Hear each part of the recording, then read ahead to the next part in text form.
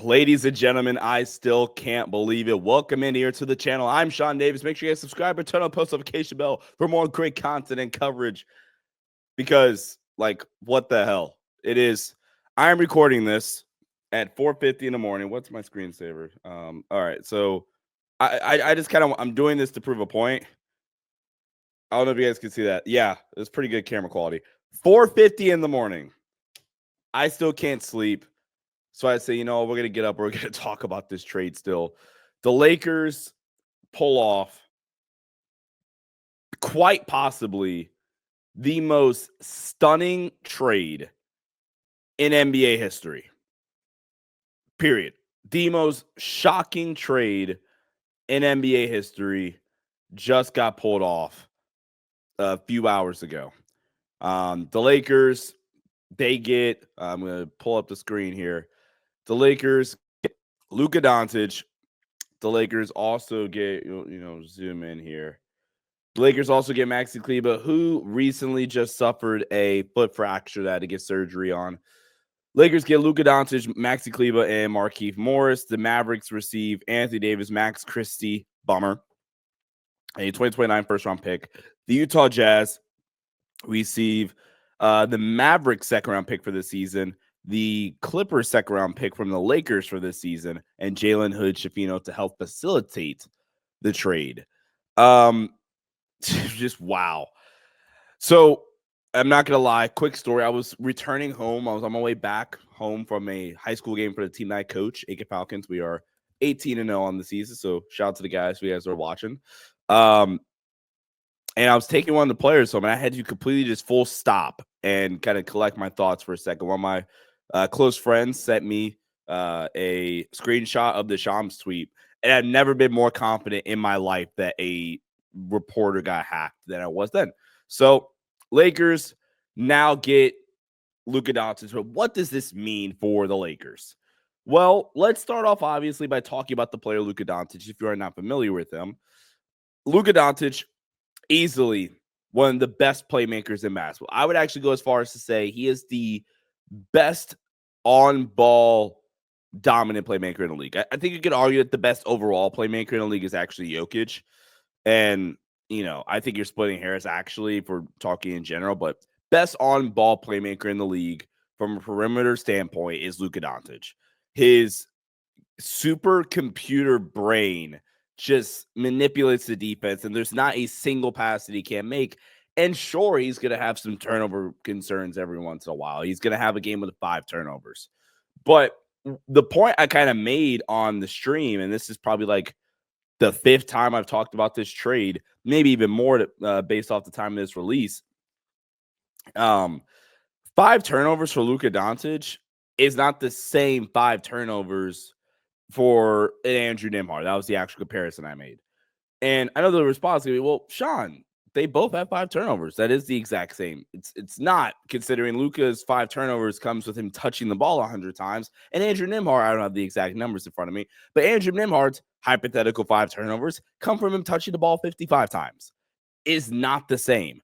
You have a turnover once every 11 possessions versus once every 11 times you touch the ball compared to once every 25 times or whatever. And the math is completely off. Once every 20 times, maybe. The math is all the way there right now. Like I said, it's 4:50 in the morning. Have not gone to sleep yet. But so the turnover stuff doesn't concern me necessarily, or it's not a red flag necessarily. Similarly to the effect of why Bron's turnovers don't typically bother me. There are some bad ones that he'll have occasionally. I'm not saying Luka's a net from criticism at times with his turnovers, because there's going to be some bad Luka turnovers thrown in there.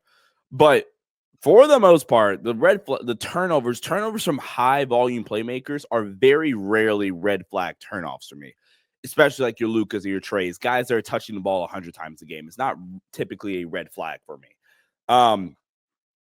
The defense, I want to touch on the weaknesses here specifically for Luka for a little bit.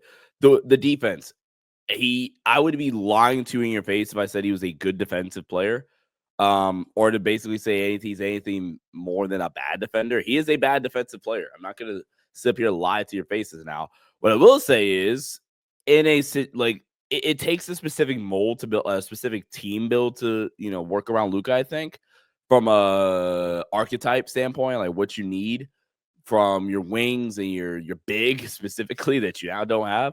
I think in a specific way you can utilize Luka defensively. He still has he has good size for the position. He, when he's locked in, is active in the passing lanes. I think we saw Luka have a relatively decent playoff run defensively because of his activity, because of his size that you could throw him on some matchups, some. And honestly, Luka should fit JJ Redick's switching scheme pretty comfortably, considering that's what they ran in Dallas last season. Now, like I said, I don't think you have the defensive personnel that he had to operate with in Dallas last season, or even this season. Last season, PJ Washington, Daniel Gafford, Derek Lively, Derek Jones Jr. Kyrie is a more than fine defensive player as his, backcourt companion. Whereas this year he's going to Braun at 40, who in the regular season is not the best defender. And that's honestly being nice. Rui, Jackson Hayes is big now. You took his really, really guard defender away from him.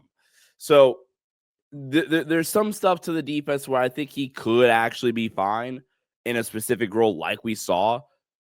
However, at the same time, you're going from one of the better defensive personnel situations in the league to one of the worst, arguably.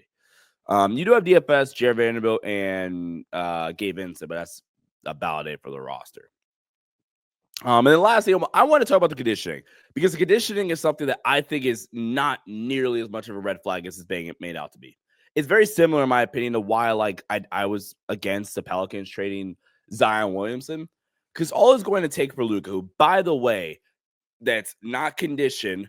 Luka starts off the year pretty sluggish every year. And sure, that can be attributed to his conditioning if you want it to be. But Luka that's not in shape for the first 30 games is so good, he could take us to the NBA Finals as the best player. He can take you to a Western Conference Finals as the best player, and basically make you a playoff team every single year except one since his rookie season. Like, that's how good Luka is. So you're telling me we're going to trade him to the one place where he gets to play next to the most conditioned and well taken care of player in NBA history in LeBron James. He gets to learn from that guy. What if Luka does just lock in air quotes and take something from LeBron in terms of how he keeps his body well managed, how he stays in shape, how he stays conditioned? And Luka not only maybe even extends his career, but Luka comes in and is on demon time the entire year instead of for the second half of the season, like it's basically been for a few years now. Like, I personally don't understand this from Dallas's perspective. And from the Lakers side of things here really quickly, it sucks trading Anthony Davis and what he meant to your franchise. But on the other hand, I understand that, man. Like, you're almost a fool if you let a team like Dallas present this to you. 25-year-old Luka Doncic will be 26 February 28th, 3 days after the Lakers play the Mavs in LA. You'd be foolish to see Dallas present Luka to you when you've been chasing, because I think they've been pretty non-committal about AD as the star post Bron. You'd be a fool to have this opportunity to get your megastar post Bron. You are now able to go from Wilt, Kareem, Magic, Shaq, Kobe, LeBron, now to Luka Doncic, who, if he retired today, be a first ballot Hall of Famer at 25 years old. That carries a lot of value. And you would honestly be a fool to just turn a blind eye and look the other way. I know it's Anthony Davis, but you're searching for the next guy. You're not going to get a better option than Luka Doncic. And you can still compete this season. Like, the Lakers retained Austin Reeves. They retained Dalton Knecht. They retained the 2031 first-round pick. They retained their other salaries in Rui Hachimura and Gabe Vincent that could, get to a bigger salary if you needed it done in a deal.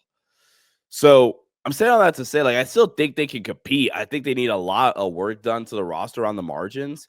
But this is definitely done for the next 10 years. And honestly, it would be a little bit foolish to not heavily consider this a damn near take it like they did. Obviously, really quickly, going back to the strength, spending a little bit more time on that. like I said, best on-ball playmaker in the league. He's actually going to be a schematic game breaker for this team offensively because now you have 3 different playmakers. 2 of them are elite playmakers. One of them's a very, very good playmaker in Austin Reeves. I expect to see a lot more off-ball Reeves here coming up. And then I think Luka, one of the best isolation scorers in the entire league. Now you actually have somebody that can also get to the paint and create their own shot, collapse defense, like I said, and then also being a legit pull-up three-point threat as well. Like Luka, they're able to secure another big that's like a roll cut big finisher around the basket. I mean, again, Miles Turner pipe dream is probably over with now. Well, I mean, maybe it gets interesting if you try to include Austin Reeves, although don't know if you want to do that. You get another big in here, like a real big.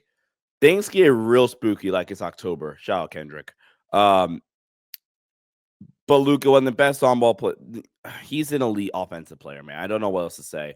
The combination of him and Braun defensively, along with Austin, scares the shit out of me in a bad way. But the combination of LeBron and Luka offensively is insane. You have 2 supercomputers and one of them on the floor at all time. The Lakers have a lot of offensive firepower now from the perimeter to where, in all honesty, they might have made it even tougher for other Western Conference teams. Where you look at the Lakers with Luka and Braun, assuming they make other moves around the margins, you go, well, I don't want to see those 2 guys on the same team. I think it's going to be a growing process. I don't think it's going to be perfect right away. Again, this is definitely a long-term move, but I think it definitely reap their benefits in the short term as well. But guys, let me know what you think in the comment section down below. I mean, I don't know how I'm going to sleep. We're going to have to get some sleep, get an early day tomorrow, but Lakers acquire Luka Doncic, one of the most game-breaking, ridiculous trades in NBA history. Follow me on X/Twitter at @Sean_DAVI. Make sure you subscribe here to the channel. Much appreciate the goal we hit of 10,000 subscribers. Try to hit 20,000 subscribers by the playoffs. See if we can do that. So make sure you guys leave a like and subscribe. Be a friend, tell a friend. I'll catch you guys in the next one. As always, go Lake Show. Peace out.